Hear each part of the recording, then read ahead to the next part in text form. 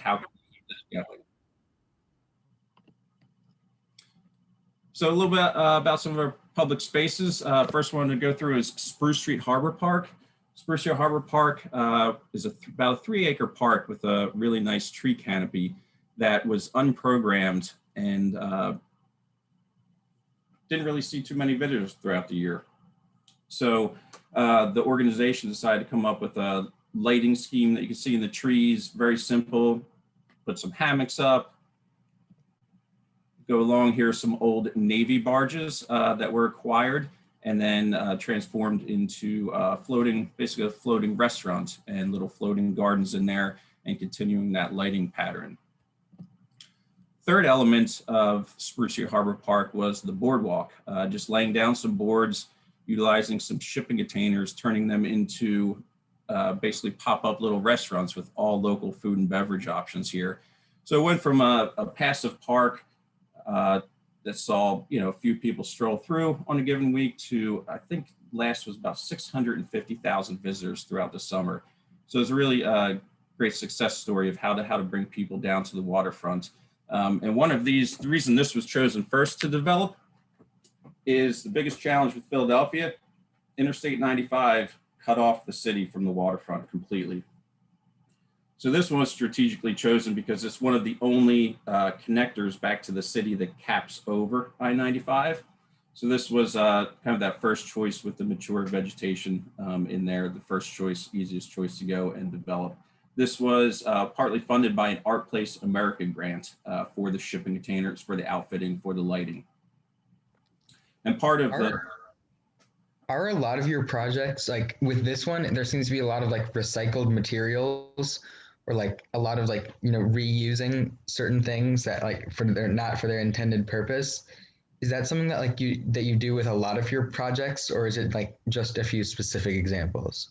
We use definitely the shipping containers throughout most of our projects for recyclable materials, and also just the ease. They're a metal box that you can basically convert into anything. So they're just easy to work with, easy to stack, and I'll show you with Cherry Street Pier, next one, that we use those to actually convert them into artist studios. So they're just really flexible and easy to work with, and cost effective. You can get a used shipping container for about $2,000. So this park, how I was saying that I-95 cut off Philadelphia. So this was one of the first parks. Part of the master plan for the waterfront was to develop a park or public space every half mile along the waterfront, and then choosing these spaces that could connect back to the city. So even if it didn't go over I-95, this is only one of 2 examples where you can connect back to the city over 95, other public spaces were chosen because you can go under I-95. And then also, so developing these parks and then developing the connector streets back to the city. So with lighting, with landscaping, more trash cans connecting back to the city. And then also with bike trails. This one here is our Blue Cross River and Winterfest. This is a parking lot. We had an ice skating rink in a parking lot for 23 years. That was, that we got a grant about 30 years ago now for this ice skating rink, and it was just in a parking lot, and we'd break it down every winter, build it back up. So we decided to create this basically winter festival around, just with some nice landscaping, some food, outdoor fire pits, real simple, on the river, and convert this. And this site sees about 250,000 people throughout the winter time. As before Winterfest, it saw maybe 50,000. So the Winterfest definitely added to that. Here's one of my favorite programs of all time down at the waterfront. This is our Good Skates program, and it's free ice skating lessons and free season pass for the kids in the City of Philadelphia School District. Throughout the program, I think we've had about 5,000 plus students come through this program. So it's just one example of one of the free programs that we have down at the waterfront. And then since we built this Winterfest, decided what do we do with it during the summer?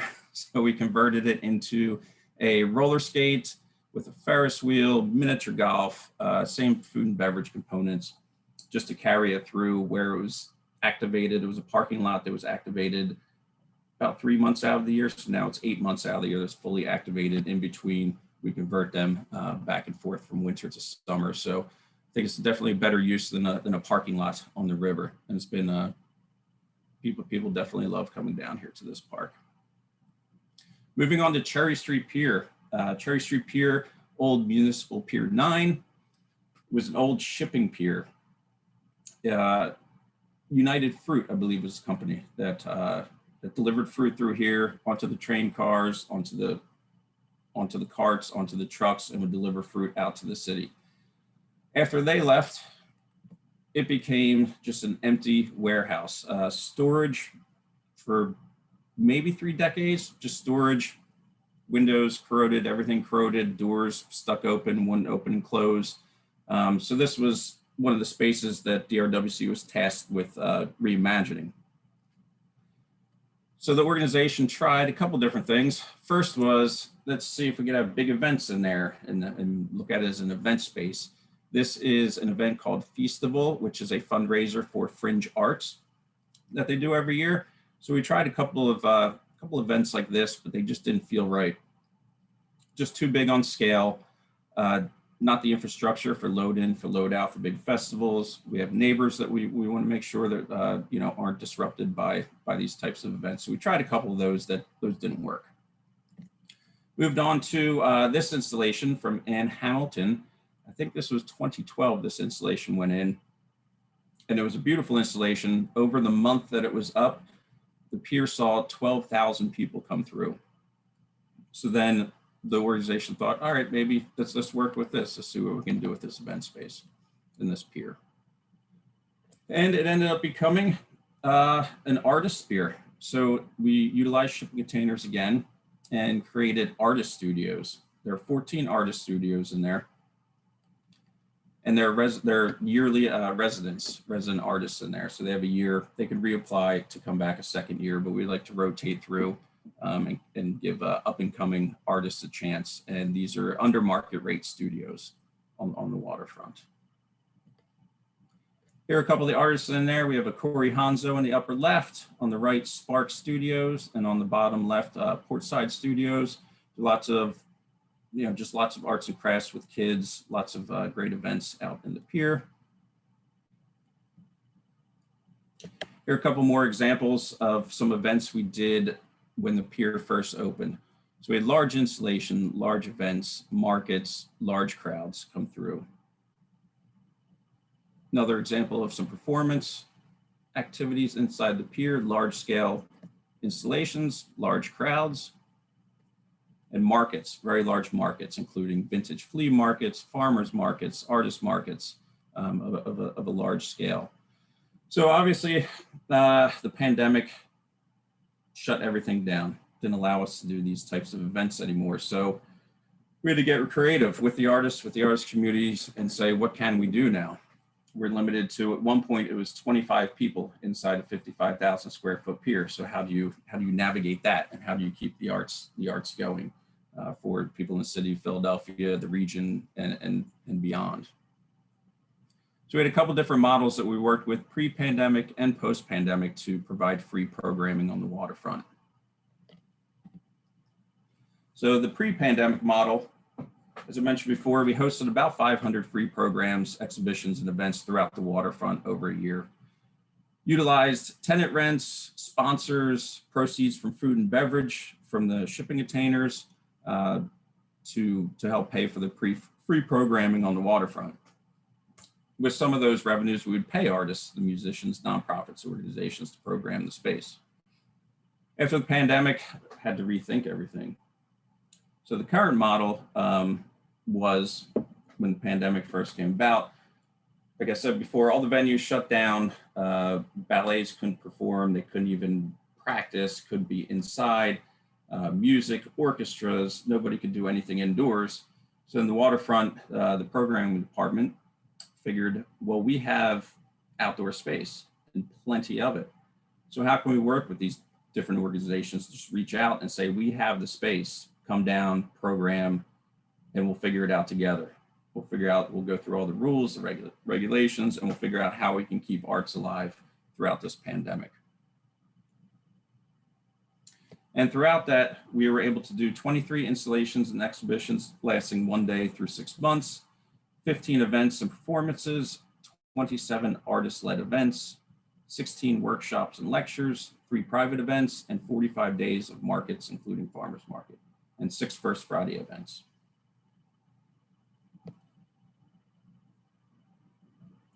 Here we have an example. This is the Sisterly Love Food Fair. So when all the restaurants were shut down in Philadelphia, one of the restaurant owners, Bridget Foy, decided to get all women-owned restaurants and create a food fair market. We worked with them, gave them space. I think it was 23 vendors came, 4-hour event, and I believe everybody sold out of all of their products. So just being that space where people can utilize that while things were shut down, come to our space and be able to continue. There were rules and regulations. We had to limit capacities. We had to have timed entry points, all the safety protocols that go along with being open during that. And here's an artisan market that we started hosting. We just opened things up on our website, said, who wants to vend down here? What artists can't get into their studios, or galleries were closed, or indoor spaces that you can't utilize anymore? Send us what you have, set up a table and vend. And we had, I think, 300 responses for people to vend within the first couple months. So we have this, I believe, weekly now on Sundays, this market, which has been great for the Pier. It also draws people into the Pier for this market to go and visit the artist studios and artists in there that sell their works too. This is an example of PA Ballet that did a month-long installation and performances in the space. It started with an organization called Ballet X. We worked with them to bring them into just practice and rehearse. I think it was 12 performers, and they were able to just go in, be in our space, rehearse. It was closed to the public at that time, but they're able to, under the strict guidelines, still be able to go in there and practice for upcoming performances once the regulations were lifted. This was PA Ballet's performance. This one here, we have Lady Hoofers, tap dancing organization that came in. And as you see, we have the limited space seating, masks, all the safety protocols that were in place throughout the pandemic. And it was just a way for organizations, like I said, to practice, to perform, to bring in audiences, do limited tickets for seating to help raise funds for their organizations, just as long as the general public could still view and it would still be a free program. And a little bit about the food and beverage program for Cherry Street Pier. This is Charisse McGill with French Toast Bites, local artisan is her company. She would do large-scale events in Philadelphia throughout the summers, big festivals, big music festivals, arts festivals. And once the pandemic shut all of those down, we reached out to her through a common connection, and she went into a space called French Toast Bites, occupied that space throughout the summer, gave her like a place to vend, to continue her business throughout the summer. And then once summer ended, figured Cherry Street Pier's year round. So come invite Charisse down to Cherry Street Pier, occupy space down there, still vend. And then once, one of the great stories out of here is it was a wintertime through Cherry Street Pier, which isn't climate controlled. So Charisse worked with a local roaster to develop a French Toast Bites coffee, which is sold at the stand and throughout areas in Philadelphia now. And then from summer, it led to, bottom left here, Charisse is holding a French Toast Bites Ale, which is a collaboration beer with Yards Brewery, a local Philadelphia brewery. So it was great to be able to have success stories, not only on the arts programming side, but also on the food and beverage side, and to basically just continue throughout the pandemic and be able to continue free programming for people in Philadelphia and the waterfront.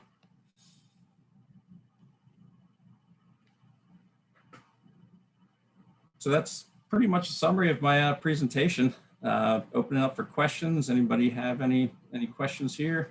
Yeah, questions or maybe, Dave, maybe the delegates would have comments too on Yeah, things that are happening. And because we do have, delegates from all over the world, maybe they would have comments on things that are happening in their own places. So any questions or feedback for David, you can raise your hand, or since there's so few of us, you can just unmute and ask your question.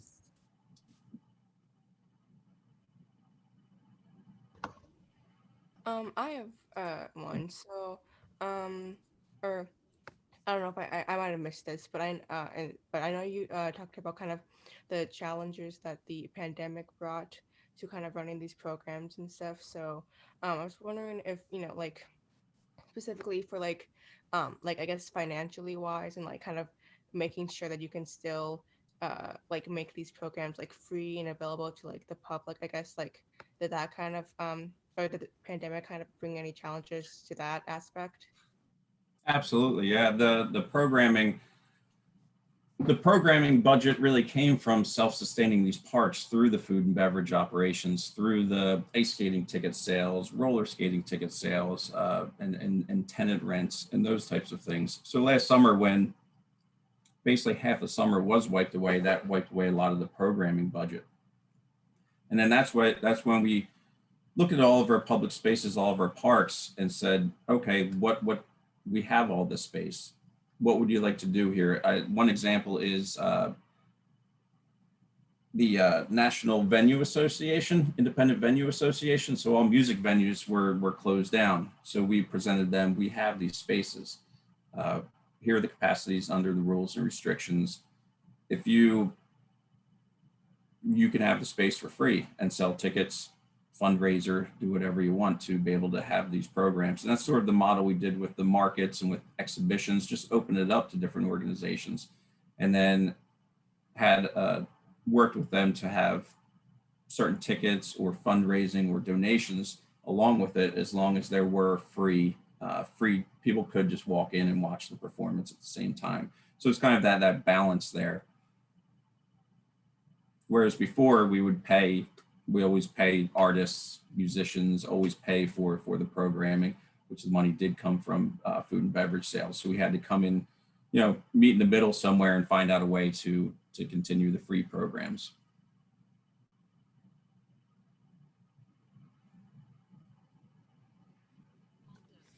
I have a question about like I know like Philadelphia has like a large history with like sports and other events like that. Have you tried to do anything like with like certain sports like basketball or other I don't know other sports that could be played like indoors with your projects? We've worked with a couple of the sports organizations more for, I guess, like events, rental events for the Eagles, the Sixers. Charisse pictured here, she actually was contacted by the Sixers after seeing Charisse on the news, and she was highlighted during Black History Month on the big screen, rung the bell before the game, and it was highlighted as one of their featured vendors. So we've worked with them in small scale types of events.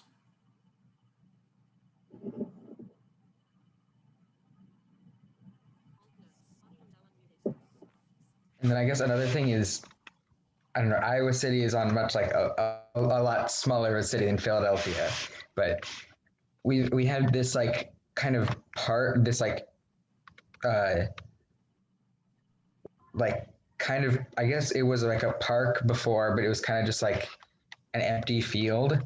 But it's like right along the river, and then there's like a big creek that flows through the city, and it's where that creek emptied out. So it's kind of like a nice like a bit scenic place, and then like recently like they've turned it into like a kind of like a park and like and used a lot of like similar to you guys like recycled materials to build like this playground and this climbing structure for kids and then a lot of other things like that. So I don't know, but then yeah. That sounds great. How has it been well received? Yeah, definitely. Because I don't know, I guess I remember like it probably was started like back in like 2016. And I think I went to this camp where we went and like got a presentation on like how they were, like what their plan was and how it's, you know, kind of how like they were going to do it. And yeah, and they've also like kind of converted it, some of it back into like kind of more of a natural like wetlands area before like human, or but like before like industrialism would have like gotten to the city and stuff like that. So it's definitely been pretty well received, and it's definitely, there's like definitely a lot of people that have enjoyed it. That's fantastic. Yeah, there are a couple of piers on the waterfront. The ones I went through in the presentation, more the active program piers. There are also a couple of piers. There's Race Street Pier, which does a lot of yoga and more passive, just viewing of ships going by. It's right underneath the Ben Franklin Bridge. There's the Washington Avenue Pier, which is more of an ecological pier, and then Pier 68, which is our fishing pier. So we do fishing programs out there, fishing for kids, free programs out there. And then there are 5 or 6 piers in between that are just so run down, falling into the river that we will just let them take over, let nature take back over those piers and make a wetland park out of that.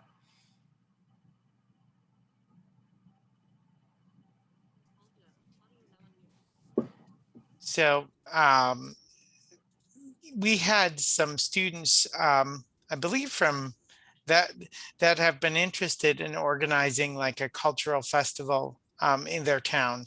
Dave, I don't know if any of you in here are any of those kinds of people, but just bringing different cultures together.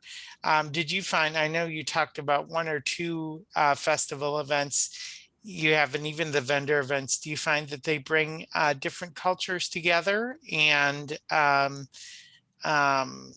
just maybe kind of talk about the cultural makeup as you see it of Philadelphia, and how would one, so I guess this is like 2 or 3 questions, but how would a young person like these here organize? How would they start organizing such an event if they wanted to organize a music festival or something like that? So you can take whichever of those in whatever order. Sure. Yeah. So as far as organizing a festival, DRWC looked at all the sites and looked at capacities and what worked best on each site. So we have some large scale where we can do large events with stages and sound. We have some more passive ones where you can do, like I said, more yoga or acoustic performances. Cherry Street Pier can do anything from like a cultural festival to an art installation, any size or scale. And through our website, have links where anybody can come with an idea, submit through there. We have a great programming team, great operations team, and work with all different organizations to help the festivals out. And I think that's one of the things that really helped things go through the pandemic and even before is the on-site teams that are there for the waterfront. Like the operations team will help load in, will help. We have a stage crew for sound requirements. We have programming staff that can help set up tables, load. So it really taking a lot off of the festival organizer, because there's a lot of, it's challenging to get a lot of volunteers, to get a lot of help. So we really had that in-house team that could help people successfully run a festival, whatever size it may be.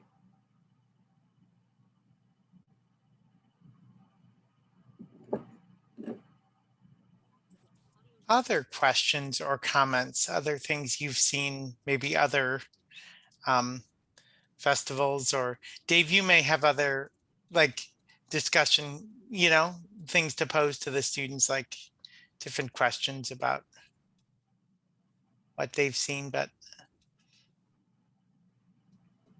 I don't know, what kinds of things do you delegates have in your cities as far as in the parks?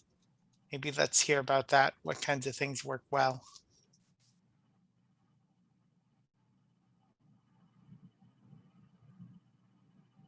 Or things that don't work well. Well, I guess to go back. Oh, no, you go first. You can go. I was gonna say, and this is like, I don't know how, like, if it's like super similar to what you've done, but I saw you talked about like the farmers markets, and we also have like a farmers market in here in Iowa City, and like with the pandemic, I think it's been kind of interesting because like it's, I think like it's like I think I don't, it's not like moved entirely online, but kind of interesting. Like I think now I remember my parents were like instead, just being able to go there and just like kind of walk around and shop. I think you had kind of like look like online at like the, I guess, the products and stuff. And yeah, I don't know, I just, that's one, I guess, I don't know, I guess difference that the pandemic has brought. Yeah, farmers markets were one of the things that were able to remain open throughout, at least throughout the city of Philadelphia, which was one of the more strict cities throughout the pandemic, and farmers markets were allowed to continue, which was just, was great to be able to get fresh produce to all different neighborhoods, to get people outside, to get people walking and moving, and just get people outside the public spaces. That was definitely a success story throughout the pandemic.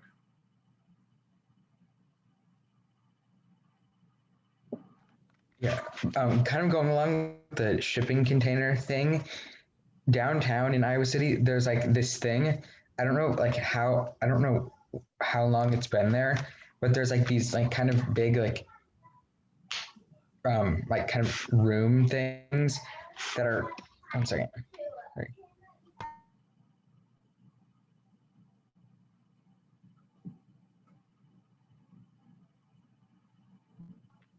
Sorry, but like there's these like shipping container things, but they're not exactly shipping containers. They're like more wooden, but there was some sort of like recycled, container for like something like that, and they've kind of been converted into these like rentable buildings that you can like start a business in for like the summer. And I don't know like how I don't think the rent is like very much, but I I haven't, I mean, I don't think I've really been to any of them yet, but I don't know, it's definitely been something that's been nice for the just the entire downtown. Yeah, that's great. That's why another benefit of the recycled shipping containers is, since they are economically feasible to build, then the rent, you don't have to charge, for a build up ground brick and mortar rent. Like I said, a shipping container, $2,000 used in pretty good shape, and then just outfit with some electric lighting. Some will put kitchen hoods in, some we built refrigerator boxes, walk-in boxes into tap systems, the artist studios. They're just so flexible, and it's just great to be able to recycle some of those too. I have a question. So based on your experiences, like with the whole pandemic, would you say that like small business owners like collaborate more on a personal level with the pandemic more than they would like normally more corporate in that? Absolutely. It was amazing to see all the small businesses, restaurateurs, and everybody collaborate and really work together. Where during a regular busy summer, it's more competitive with the different restaurants and who's selling what, and their item is overlapping my item, and everybody wants wants their piece of the pie, to say. But to see everybody come together and for the greater good was just fantastic. And we were just happy to be a space where we can provide space to these different organizations, different businesses to come down and thrive. And Sharice right here is just one of the prime examples of that. Yeah, do you know anything about how I was very interested in you said Therese with she was the French Toast Bites person, right? Mhm. Do you like how did it happen that she connected with that grocer and ended up selling them in her grocery store? Was that through a farmer's market environment, or do you know how that connection happened? Did you facilitate that at all, or So what? Yeah, so the yards, the collaboration on the beer, that's through Yards Brewing, who at the Waterfront we use for lots of different events, festivals at Spruce Harbor Park. We collaborated with them on a couple unique beers for the parks, so it was just a natural connection, and it's all about it's all about the networking and the inclusion and diversity and getting people down to the spaces.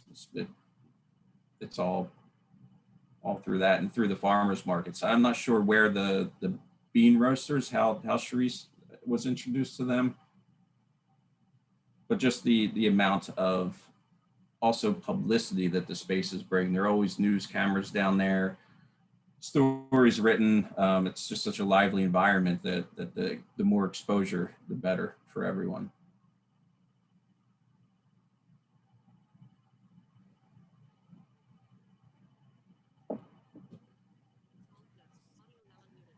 And then could you just talk briefly about maybe the incidents of, I don't know if Philadelphia, I'm sure the city of Philadelphia has their own, crime problem and things like that, but how the parks and things like that, how you've seen personally crime, yeah, like through events and things like that. Like, have you seen a change in the amount of crimes that are committed, or like um, the amount of, I don't know, whatever activity, I don't know what kinds of things happen in Philadelphia, but um, yeah, what kind of changes have you seen in the environment and the people, through these programs that you do? Yeah, I think when we first started opening up, people were just so thankful that we were able to get some of these parks open, and as we were building them, just people walking through the spaces as we were getting them ready. When are you opening? We're so glad you're opening. Everything looks fantastic. So people were really excited to get back out. During the pandemic, while a lot of people were inside, things were closed, we definitely saw more graffiti, break-ins, those types of things down on the waterfront. So with the graffiti, trying to work through, with more mural arts program, who are in charge of all the wonderful murals in Philadelphia, reaching out to them to see how we can work with different spaces along the waterfront to actually get murals on them and work with the artists. And with Cherry Street Pier, know plenty of graffiti artists through Cherry Street Pier. So working with them to see how we can get these spaces, some of the areas that were tagged more often, get murals on there and just work with the community to get some really nice art down on the waterfront.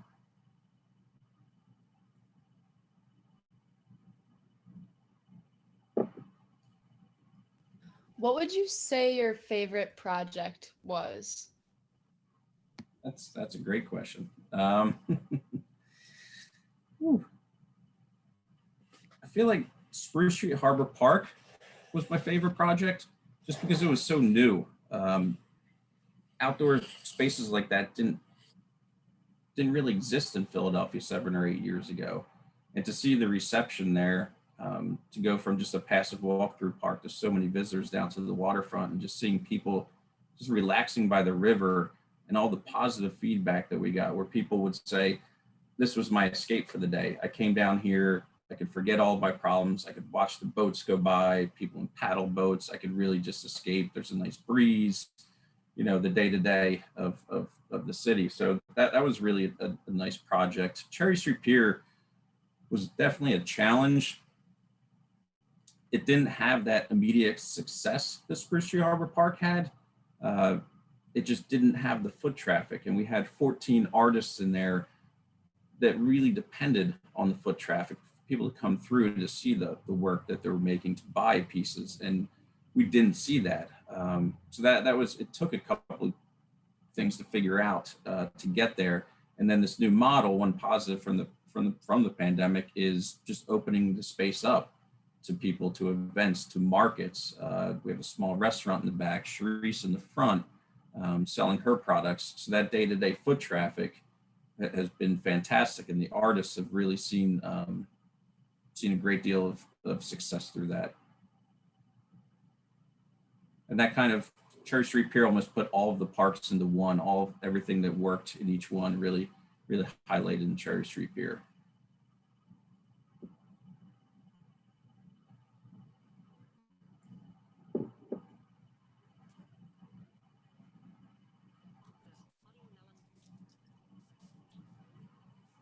Any other questions or comments, or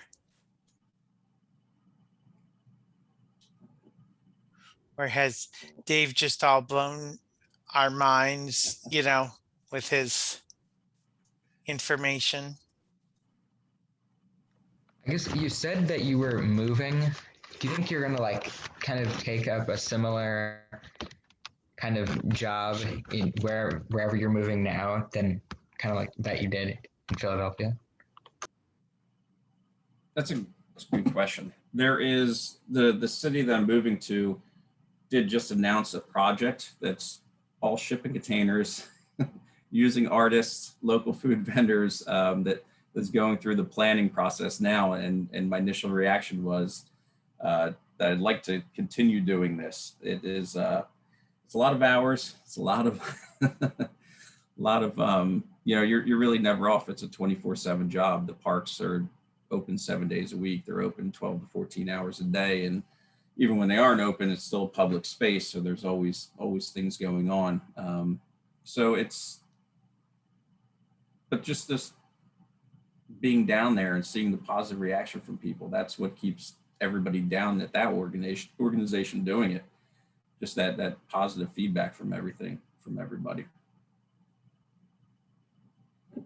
I think one part of it that I really would love to explore more is the horticultural end of these projects, which has been very interesting. So how do you, with Winterfest and Summerfest at Spruce Street Harbor Park, how do you create these lush green kind of canopies and landscape on a floating Navy barge or in a parking lot with no shade cover? And how do you make sure that you can get the proper runoff to keep them watered so you don't have to water everything during the day, during the summer, and in the winter, creating a winter landscape with a lot of conifers and trees like that don't do well in the summer. So how do you move them and keep them, keep them alive so you can bring them back? And so you keep these temporary habitats until permanent ones come in. How do you keep them alive and growing and looking nice? So that was definitely a part of it that intrigues me more.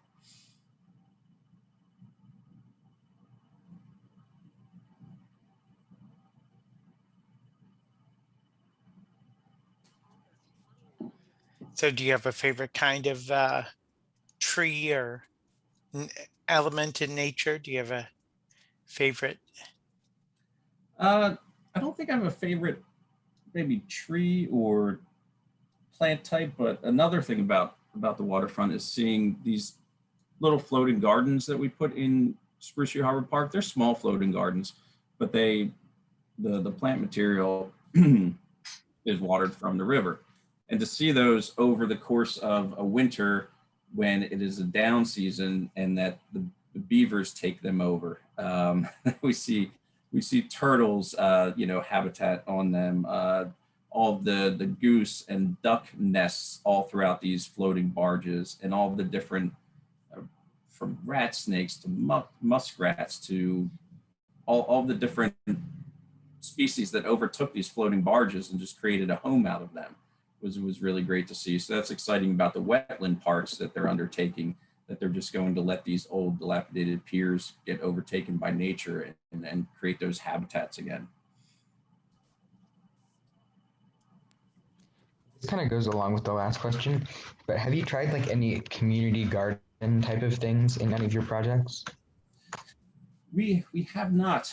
It has been discussed plenty of times. It just hasn't happened yet. In the back of Cherry Street Pier, in the more open, where the roof is off in the back of Cherry Street Pier, part of the phase one was to work with the Pennsylvania Horticultural Society to create a greenhouse in there where the restaurateurs could actually grow their own food, within that greenhouse. But that may be a phase 2 or phase 3 project that they're looking at now.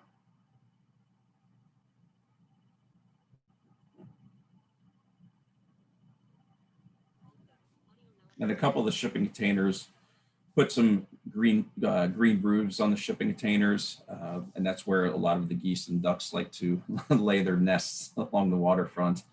One of the things about the shipping containers also is if they're out in the elements like this and do not, some of the ones that we have aren't, do have no HVAC, so they do get very hot during the summertime. So that was the thought, was to put some green planter boxes on there and help with that. Any other questions?